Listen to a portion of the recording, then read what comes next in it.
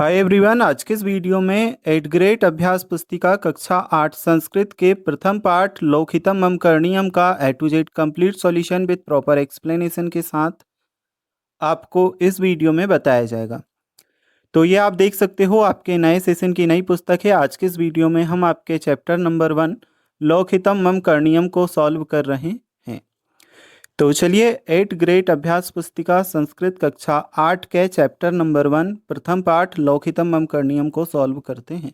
सबसे पहले हमें यहाँ पे बहुविकल्पीय टाइप के प्रश्न दिए हैं। प्रश्न क्रमांक 1 में हमसे पूछा है संस्कार युक्ता परिमार्जिता का भाषा अस्ति। संस्कार से युक्त परिमार्जित भाषा कौन सी है? ठीक है, यह हमसे पहले नंबर के प्रश्न में पूछा है।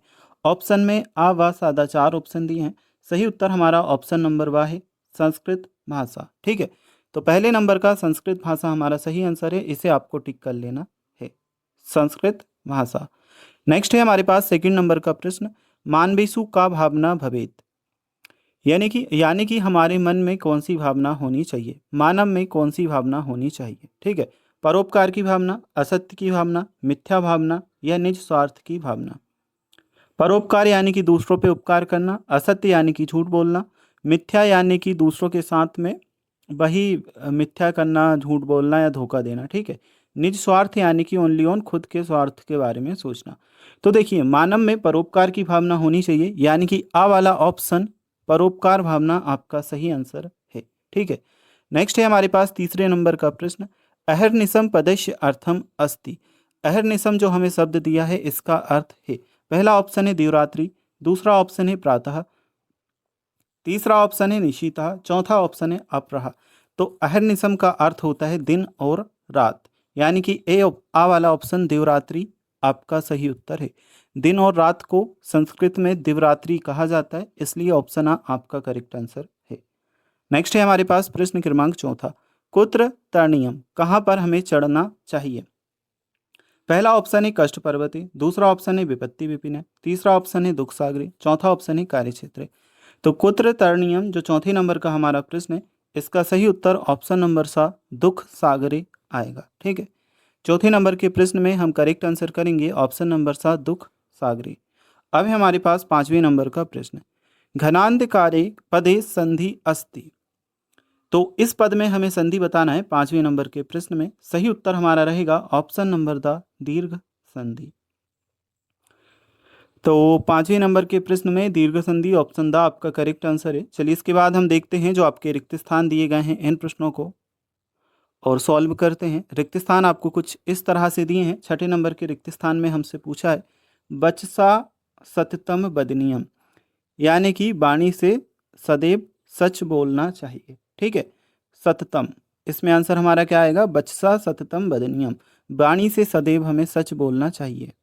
नेक्स्ट है हमारे पास निज सौख्यम न मननियम, यानी कि निज के अपने निजी सुख के बारे में, निजी स्वार्थ और निजी सुख के बारे में नहीं सोचना चाहिए। निज सौख्यम न मननियम। ठीक है, निजी स्वार्थ के बारे में नहीं सोचना चाहिए। अब है हमारे पास में ना जातु दुख गणनियम, यानी कि जो हमारे दुख होते हैं उनकी गणना गिनती नहीं करना चाहिए। तो यह हमारा आठवें नंबर के प्रश्न का उत्तर है, ना जातु दुखम गणनियम। ठीक है, आठवें नंबर के में आप क्या करोगे, ना जातु, यानी कि जो हमारे दुख होते हैं उनकी गिनती नहीं करना चाहिए। अब है हमारे पास नौवें नंबर का प्रश्न। इस प्रश्न में दिया है भोग भवने पदे सप्तमी विभक्ति अस्ति। भोग भवने जो हमारा शब्द है इसमें सप्तमी विभक्ति है, तो उत्तर हमारा क्या आएगा इसमें, सप्तमी। तो नौवें नंबर के प्रश्न का उत्तर हमारा है भोग भवने पदे सप्तमी विभक्ति अस्ति। अब है हमारे पास 10वें नंबर का प्रश्न, लोकहितम पदस्य समास विग्रह लोकस्य हितम अस्ति। लोकहितम जो शब्द है इसका समास विग्रह क्या है, लोकस्य हितम। तो ये उत्तर हम करेंगे लोकस्य हितम। चलो 10वें नंबर का जो प्रश्न है ये आपका कंप्लीट होता है यहाँ से। अब हम देखते हैं जो आपका अगला प्रश्न दिया है एक पदेन उत्तरम लिखत। 11वें नंबर के प्रश्न में पूछा है केन सततम स्मरणीयम, यानी कि किससे सदा स्मरण करना चाहिए। तो आंसर हमने क्या लिखा है, मनसा, यानी कि मन से सदैव हमें क्या करना चाहिए, स्मरण करना चाहिए। 11वें नंबर के प्रश्न के उत्तर में हमारा क्या रहेगा, मनसा। नेक्स्ट है हमारे पास 12वें नंबर का प्रश्न, भोग भवने किम करणीयम, यानी कि जो सुख का घर होता है उसमें हमें क्या करना चाहिए। तो इसका आंसर हम लिखेंगे स्मरणीयम, यानी कि सुख के घर में हमेशा हमें स्मरण करना चाहिए भगवान का। भोग भवने किम करणीयम, तो स्मरणीयम। अब है हमारे पास प्रश्न क्रमांक 13, भ्रमणम कुत्र करणीयम, कहाँ घूमना चाहिए। तो ये है हमारा विपत्ति विपिन, यानी कि जो विपत्ति होती है उसके सागर में हमें भ्रमण करना चाहिए। ठीक है, विपत्ति विपिन है, तो ये हमारा आंसर। अब हम देखते हैं 13वें नंबर के प्रश्न के बाद में 14वें नंबर का प्रश्न, बंधु जनः कत्र स्थितः। तो यहाँ पे हम आंसर करेंगे गहरे, यह आपका आंसर रहेगा। देखो मैं इसकी सही वर्तनी आपको लिख के बता दूं। यहाँ पे लिखने में जो मतलब शब्द है ये लिखने में हल्की सी मिस्टेक हुई है, तो मैं आपको बता देता हूँ किस तरह से आपको लिखना है। देखो जो सेम शब्द था मैंने यहाँ पे लिख दिया है ताकि आपको क्लियरली दिखाई दे और आप आसानी से समझ जाओ किस तरह से आपको लिखना है। गा हा में आधा बा लगा है, फिर रा लिखा है, गह रे, ये इस तरह से आपका आएगा। ठीक है, चलो तो क्वेश्चन नंबर 14 का मैं आपको बता चुका हूँ किस तरह से लिखना है। अब हम देखते हैं जो आपका प्रश्न है ये, एक वाक्येन उत्तरत, एक वाक्य में हमें उत्तर लिखने हैं। 15वें नंबर के प्रश्न में क्या दिया है, कार्य क्षेत्रे किम करणीयम, यानी कि कार्य क्षेत्र में हमें क्या करना चाहिए। तो कार्य क्षेत्र में हमें शीघ्रता करनी चाहिए। आंसर हमने लिखा है कार्य क्षेत्रे त्वरणीयम, कार्य के क्षेत्र में हमें शीघ्रता करनी चाहिए। ये आंसर यहाँ पे हमने क्वेश्चन नंबर 15 का लिखा। नेक्स्ट है हमारे पास प्रश्न क्रमांक 16, इसमें दिया है कदा जागरणीयम, हमें कब जागना चाहिए। ठीक है, तो यहाँ पे आंसर लिखा है अहर्निशम जागरणीयम, यानी कि हमें दिन और रात में जागना चाहिए। यहाँ पे जागने से मतलब है कि सचेत रहना चाहिए। ठीक है, ऐसा नहीं कि दिन भी जागते रहो रात भी जागते रहो। यहाँ पे कदा जागरणीयम, कब जागना चाहिए, जागने से मतलब है कि कब हमें सचेत रहना चाहिए। तो अहर्निशम जागरणीयम, अहर्निशम का मतलब होता है दिन और रात, और जागरणीयम का मतलब जागना। तो हमें दिन और रात जागना चाहिए, यानी कि सचेत रहना चाहिए। अब है हमारे पास 16वें नंबर के प्रश्न के बाद 17वें नंबर का प्रश्न, कथम ना सैनियम, कहाँ पर नहीं सोना चाहिए। ठीक है, तो सुख सैनेन ना सैनियम, सुख के घर में हमें नहीं सोना चाहिए। ठीक है, इस तरह से ये लिखा है कथम ना सैनियम, यानी कि ज़्यादा सुख वाले घर में भी हमें क्या नहीं सोना चाहिए। यहाँ पे लिखा है सुख सैनेन ना सैनियम। अब है हमारे पास नेक्स्ट 18वें नंबर का प्रश्न, कष्ट पर्वते किम करणीयम, कष्ट के पर्वत पे हमें क्या करना चाहिए। तो कष्ट पर्वते चरणीयम, यानी कि कष्ट के पर्वत पे हमें चढ़ना चाहिए। यह है आपके 18वें नंबर के प्रश्न का आंसर। तो इन प्रश्नों को हमने सॉल्व किया। अब आपके आ जाते हैं यहाँ से दीर्घोत्तरीय टाइप के प्रश्न, इन प्रश्नों को हम देखेंगे।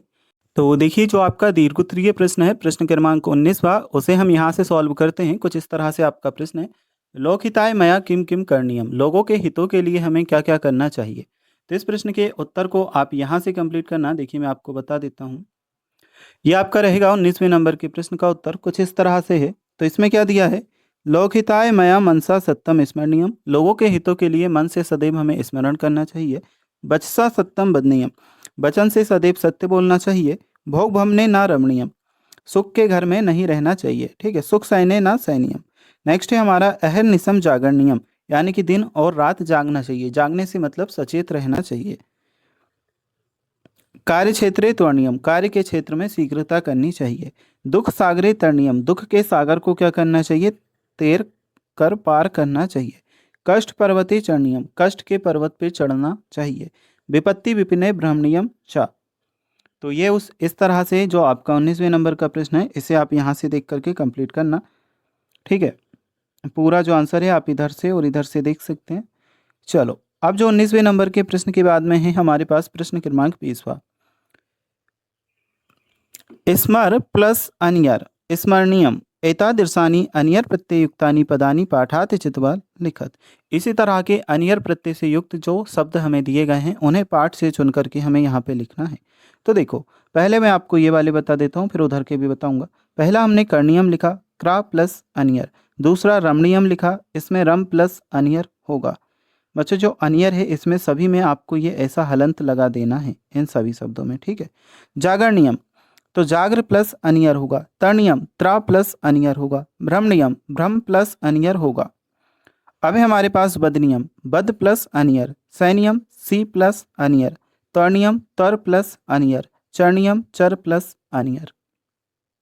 तो ये आपका कंप्लीट होता है। टोटल आपको प्रश्न दिए थे इसमें 20, सभी 20 प्रश्नों को हम सॉल्व कर चुके हैं।